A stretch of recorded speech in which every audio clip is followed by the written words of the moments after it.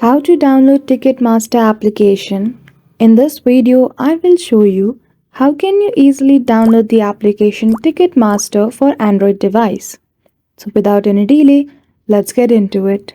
For that, firstly you need to open Google Play Store and then after navigate to the search bar.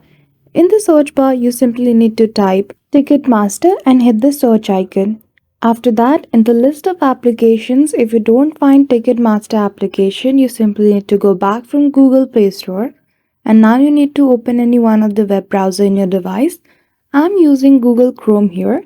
Then after in search or type URL, you simply need to type download Ticketmaster APK.